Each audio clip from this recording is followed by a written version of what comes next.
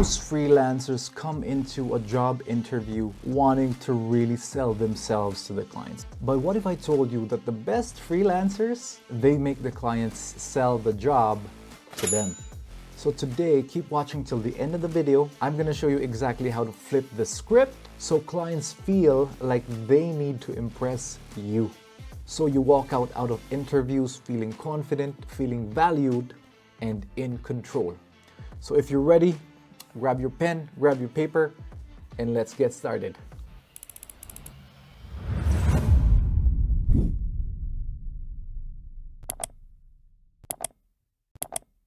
All right, guys, so here's the problem.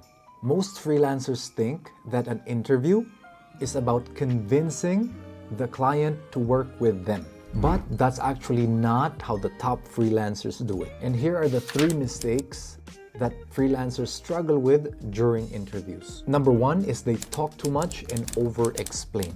And I get this. Sometimes if you're nervous, you just start blurting things out and you never know when to stop. What this does is it makes the clients feel overwhelmed, and then maybe it's too much.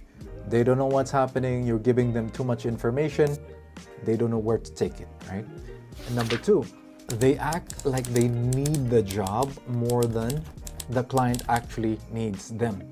And what this does is it creates desperation. It makes you sound desperate, and really it's not a good position to be in when trying to get the job. And number 3 is that they do not ask smart questions. What happens during interviews is you also get the chance to ask questions to the clients to make sure that number 1, you can serve them, you can deliver results, and that you can share more insights about things that they may be considering for the job that they're looking for.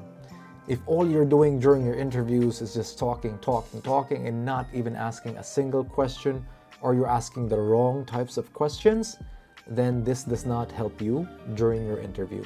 So if you want clients to see you as a high-value freelancer, you need to change how you talk in the interviews. Here's the magic phrase that makes clients want to sell you the job. What's the biggest challenge you're facing with this project? One more time. What's the biggest challenge you're facing with this role or project? It may sound simple, but let's unpack why this works. So instead of just answering questions, you flip the script, and then you open up the conversation for them to tell you more about what they want out of the project and then out of the role. All right, so the 3 reasons this works is number 1, it makes clients feel like you're already part of the team, right? By asking questions and getting involved, it shows that you're curious about how else you can help and actually deliver value to the client. Number 2 is that it makes the client see the real value of the role, right? So sometimes maybe the clients don't have a clear outcome or expectation of the role, but by asking this question, you make them think of what exactly they want out of the role, and then that makes it clearer for them to communicate what they want from you, and then makes them want to consider you more. And number 3 is it shifts the power dynamic. So instead of you just explaining about who you are, they are now explaining what they do and what they need from you. All right, so you see the difference there? Instead of simply just answering questions, you are now leading the conversation, therefore making the clients feel like they need you. All right, so let's take this into the real world. When answering the questions, the client might say something like, "We're actually struggling with the brand strategy." And then you can say something like, "I actually specialize in that. And then through the past work that I've done before, we've used a similar strategy to build storytelling for the brand, and then used a captioning method that also increased the engagement by 60% in over 3 months. And I think that's something that can also work for you." So now this opens up the conversation of them wanting to sell the job to you instead of you trying to just answer all these questions.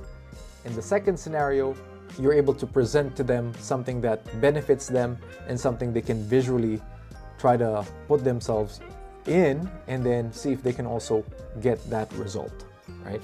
All right, so challenge time. what I'd like you to do is on your next interview, prepare that first line. If you haven't seen that video of how to structure your first introduction sentence in your interview, it's going to be linked here somewhere, or it should be in the channel somewhere. But organize that and then come up with your question where you ask them what they're struggling with on the role, for the role, and then for the position. Let us know if that changed the dynamics of your interview, if you were able to land a job, or if the clients were now then trying to sell you on the position.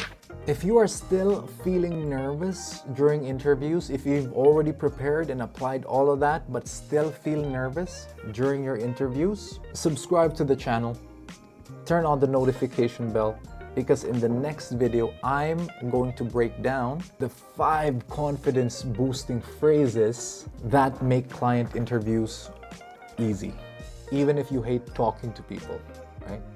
So if you're ready for that, subscribe to the channel and we'll see you on the next one. Peace.